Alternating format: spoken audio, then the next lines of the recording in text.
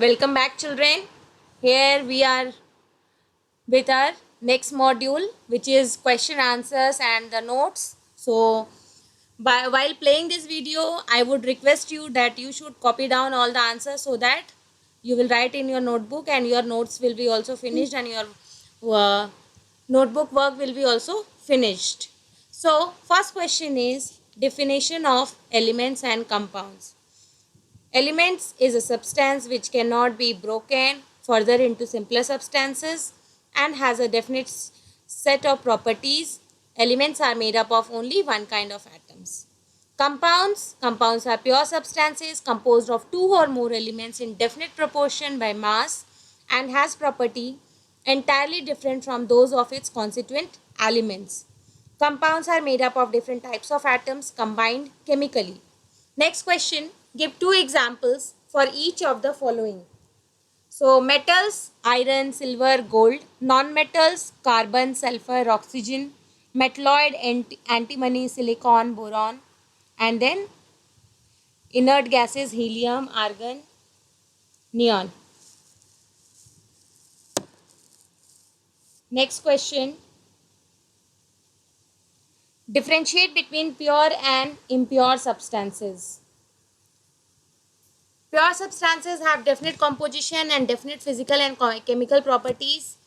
They all are homogeneous, that is, their composition is uniform throughout the bulk. Examples, elements and compounds. Impure substances are made up of two or more pure substances mixed together in any proportion, and they may be homogeneous or heterogeneous. Example, anything which is heterogeneous whose composition is not fixed, that is considered to be impure substance. Now, homogeneous mixture, it is a mixture where the components that make up the mixture are uniformly distributed throughout the mixture. Example, air, sugar, water, rainwater, etc. Heterogeneous, where composition is not uniform, like cereal of milk, vegetable soup, etc. Question 4. Name the following, which is very important, children, like chemical formula. So, sodium bicarbonate, which is also commonly named as baking soda. Baking soda chemical formula is NaHCO3. Acetic acid, which is commonly known as vinegar, which we use in kitchen for cooking food, which is CH3COOH. Calcium carbonate, marble, CaCO3. Silicon dioxide, which is sand, SiO2. Name a soft metal, gold. A metal which is brittle, that is zinc.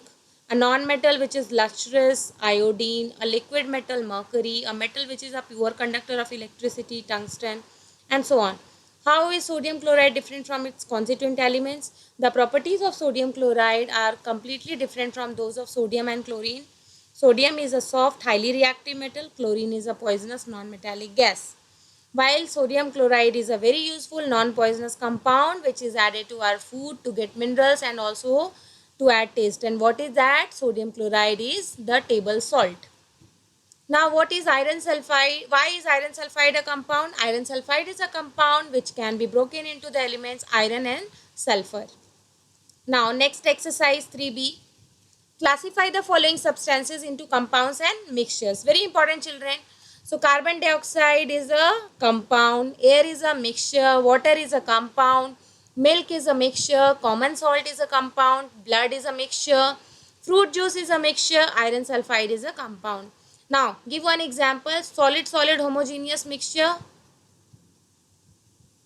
that is alloys of metal, solid-liquid heterogeneous mixture, sand and water, mud and water, miscible liquid, water and ethanol, liquid gas homogeneous mixture, air. Now, suggest a suitable technique to separate the constituent of the following mixture. So, salt from seawater, suitable is evaporation. Ammonium chloride from sand, from sublimation. Chalk powder from water, through filtration. Iron from sulfur, magnetic separation.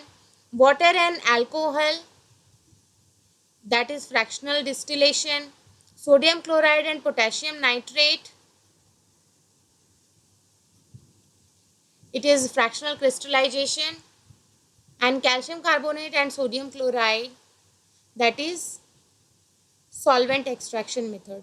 So this was it, children, and this is the part which I am going to present in the next module, that is the different methods for the separation of mixtures. So this is it, which is only left in this chapter, which I will continue in the next model, and after this our 3 chapters will be completed, and you need to write all the question answers in your notebook neatly. It should be presentable. Use only black and blue pen, except that nothing else. Through blue pen you will write the question, and by black pen you will write the answers, and draw all the diagrams wherever it is required neatly in the white pages. Thank you. Have a nice day.